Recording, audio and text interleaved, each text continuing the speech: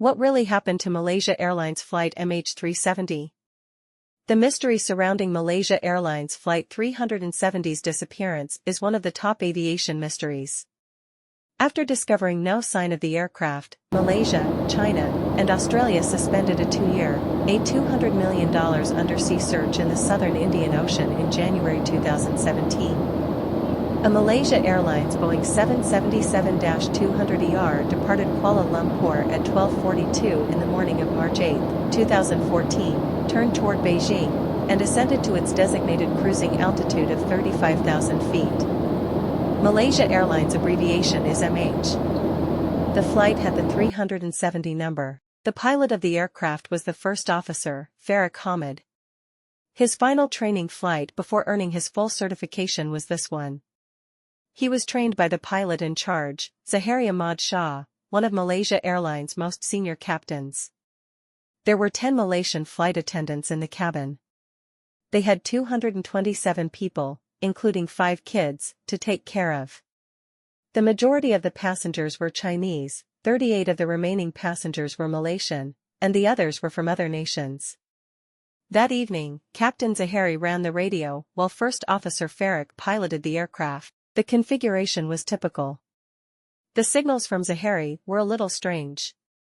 He radioed that they had leveled off at 35,000 feet at 1:10 in the morning, which was unnecessary in radar-surveilled airspace where it is usual to report departing an altitude rather than arriving at one.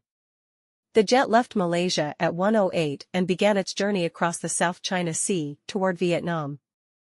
At 35,000 feet, Zahari once more reported the plane's level. 11 minutes later, the controller at Kuala Lumpur Center radioed, Malaysian 370, contact Ho Chi Minh 120.9. The aircraft is approaching a waypoint near the beginning of Vietnamese air traffic jurisdiction. Good night. Good night, Zahari said in response.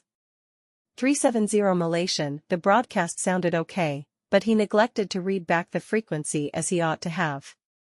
The world had not heard from MH370 since. Ho Chi Minh never received a verification from the pilots, and no further attempts to reach them were ever successful. The sign for MH370's transponder vanished from Malaysian air traffic control screens 5 seconds after it entered Vietnamese airspace, and the entire aircraft vanished from secondary radar 37 seconds later. It was 39 minutes after takeoff at 1:21 a.m. Meanwhile, the Vietnamese air traffic controllers witnessed MH370 enter their territory before vanish from radar. They appear to have misread a contractual agreement that stated Ho Chi Minh was to notify Kuala Lumpur right away if an airplane that had been handed off was more than 5 minutes late checking in. They made numerous unsuccessful attempts to get in touch with the plane.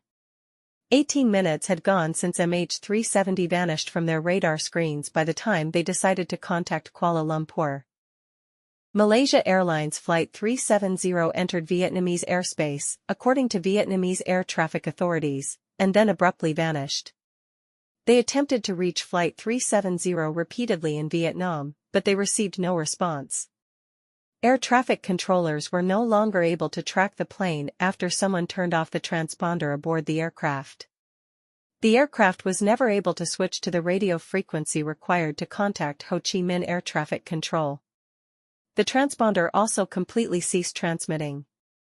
The aircraft should have been landing in Beijing at that same moment. Between Malaysia and Vietnam in the South China Sea, search efforts were initially focused there.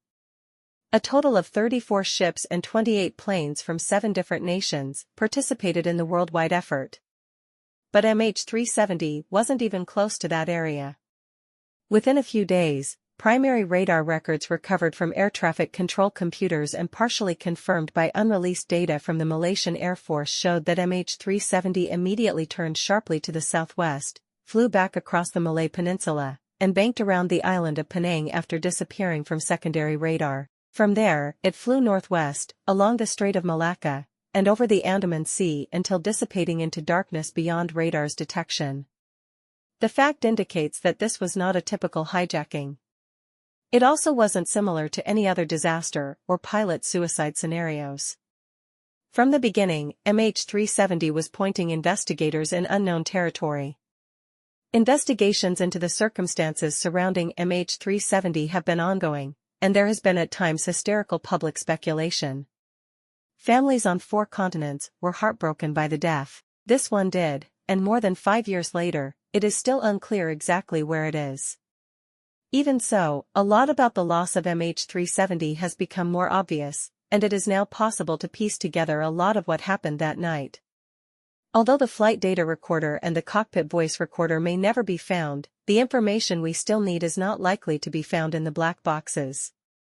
It will have to come from Malaysia instead. Mobile phones of the victims ringing.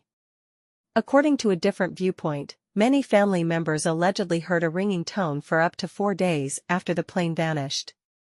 19 families have reported that their loved ones' phones continued to ring for up to 4 days after the plane vanished. The search and findings. Blaine Gibson is a male American. Gibson set out on a mission to locate Malaysia Flight 370's remains, and throughout the years, he has discovered airplane wreckage on beaches all around the Indian Ocean. Even while individuals desperately wanted to believe they were still alive, it was confirmation of a terrible fact: everyone on board the flight had died. As soon as it stopped flying, it was violently put down instead of being put down softly.